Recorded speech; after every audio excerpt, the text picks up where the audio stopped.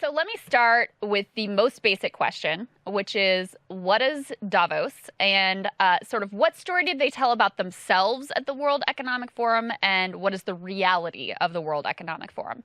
Yeah, you bet. That's an important question. So first of all, Davos, man, refers, to the people who go to the World Economic Forum in Davos. It's shorthand for the billionaire class.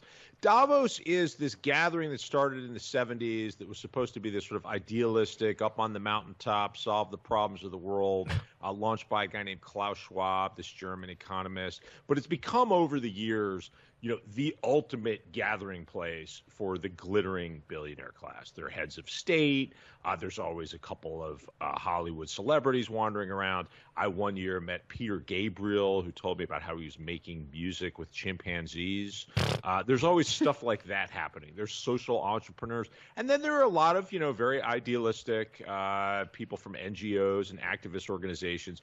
But the real oxygen of the place takes place outside of the official auspices. Like you can wander around this Congress Center and there are very earnest panel discussions about gender inequality, about migration and climate change. But meanwhile, companies like Salesforce, Palantir, Google, they're holding these giant banquets, parties late into the night at these hotels throughout this little kind of unremarkable village in the Swiss Alps. Every consultant you've ever heard of is there, all the global banks.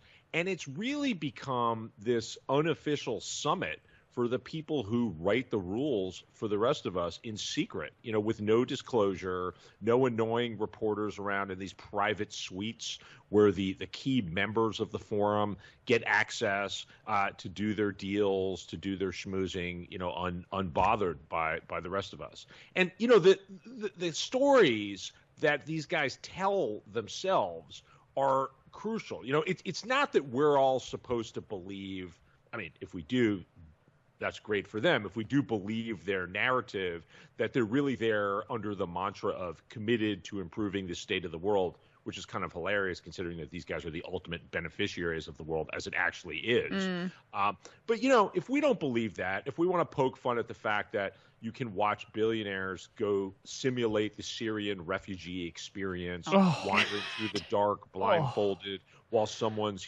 shouting some language at them that they don't understand and demanding papers before they go off to have, white truffles and champagne at some banquet thrown by a global consulting company. Hey, fine. Okay, so we don't fall for that. We can poke fun at that.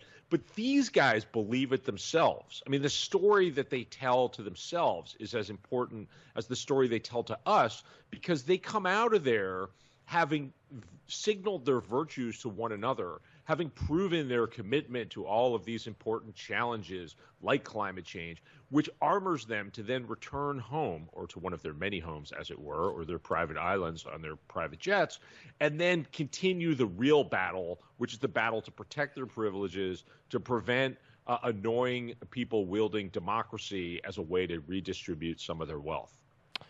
So you sort of answered a little bit of my question, but do these people, because you've been there to study it, 10 almost times. Oh my God! It's almost like you're. I've absorbed a lot of it. It's almost like you're Steve Irwin and like watching the billionaire in his natural habitat. But that's the book. It's a taxonomy of the billionaire class. They are a separate species from the rest of us, and we have to appreciate them that way.